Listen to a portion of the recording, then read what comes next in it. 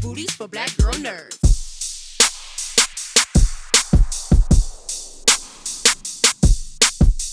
Hey, we are here at the premiere of Glass Onions, a Knives Out mystery. We're really excited. It's the highly anticipated sequel to the Knives Out franchise. I can't wait to bring to you more interviews that's going to be coming from Black Girl Nerds. We're going to be talking to the cast and so much more. So stay tuned on our socials and on our YouTube channel.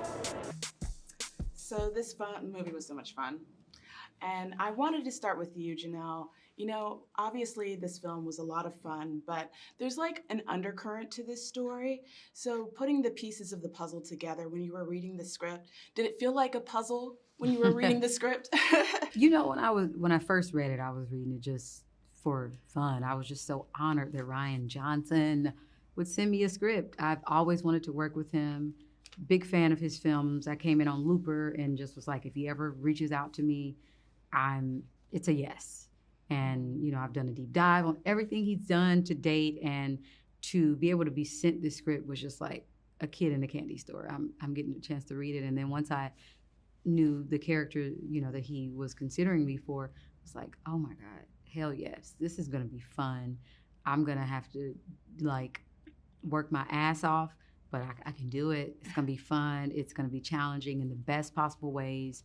I discovered so much about, you know, myself as an actor, and being able to, like, I get to work with Edward Norton. Come on. Daniel Craig, Kathyn, Hahn, Kate Hudson, Leslie, like the whole cast is they're just amazing humans, and I've been fans of for quite some time. So to be able to like spar with them and just play with them, because that's what it felt like, a big summer camp, and you just didn't want your parents to come back and get you. It was so, the bonding was real. So Yeah. forever thankful. Speaking of bonding, you know, we talked with Chris Evans during Knives Out Junket, and he had talked about how with working with an ensemble cast, sometimes it can be seen as a competitive sport. So for you, Ed, what do you see possibly the challenges of working with an ensemble cast, or maybe there's some pros involved in that? I don't. I mean, I guess you could have that dynamic.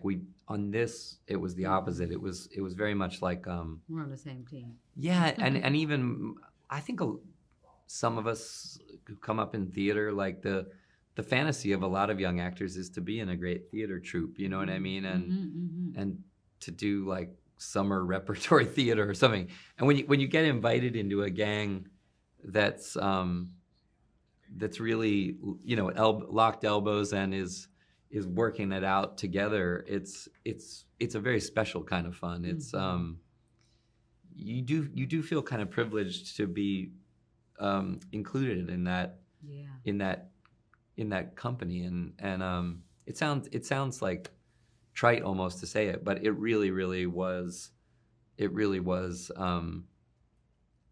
I think everybody adored working with each other, and given the frequency of the film, we needed a sensation that we were all giving each other permission to push it a little. You know what I mean? Yeah. To go to a certain level of comedy, to do physical comedy. You've got to. I mean, to be really free to do that kind of work, you got to have a natural laughter with each other. Absolutely. You got to have a natural sense of humor with each other, and that's a little bit chemistry, but and a little bit the director creating the environment. But whatever it was, this group was like, it made me think like, when it's right, working in an ensemble like that's better than anything.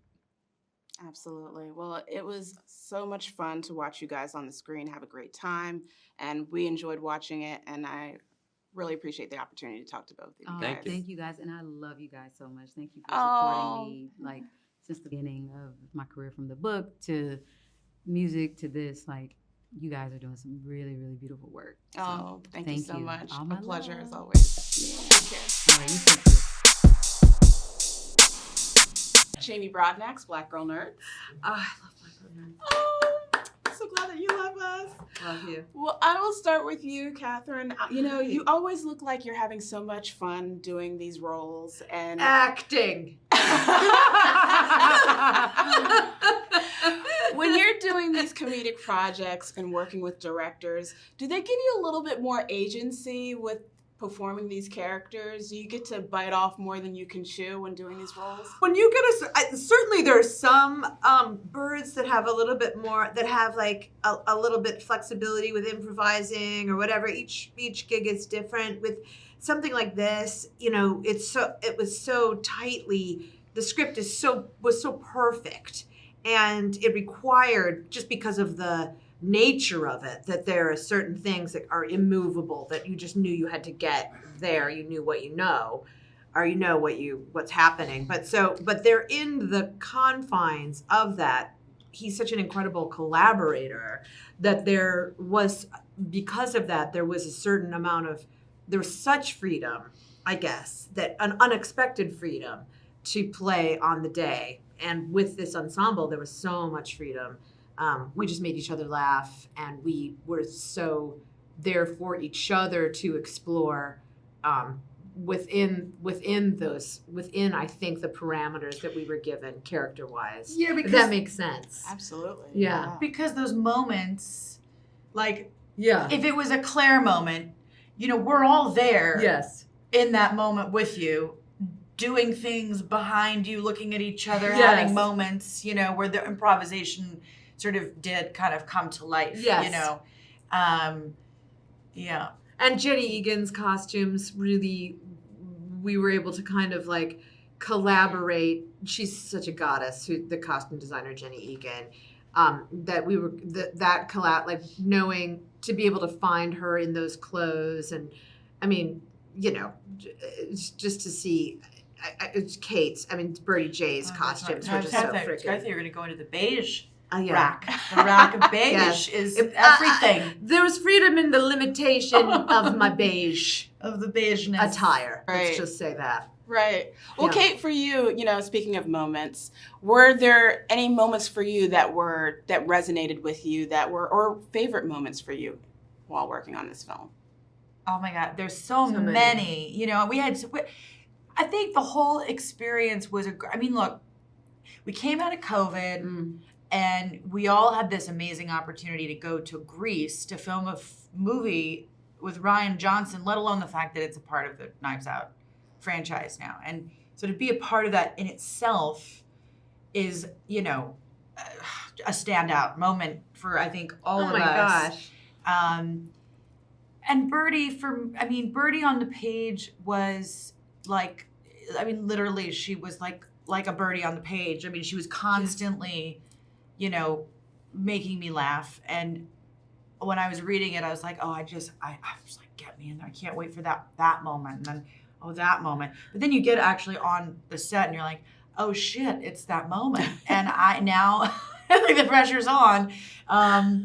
And what I realized was that Rian had put together a group of people that he knew would just love each other and have a great time together. I think he was also thinking about the fact that we would have to be very closely connected the whole time because of COVID, and there was no room for ego. Like, he wanted a group of people that were going to root for each other the whole time. And so to me, of all of the things, and the character is obviously very flashy, bold, and loud, but really the standout for me was that community that we built together during that time.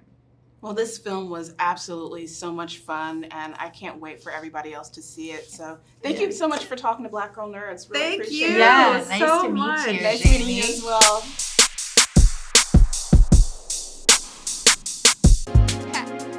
Better shake your booties for Black Girl Nerds. Better shake your booties for Black Girl Nerds.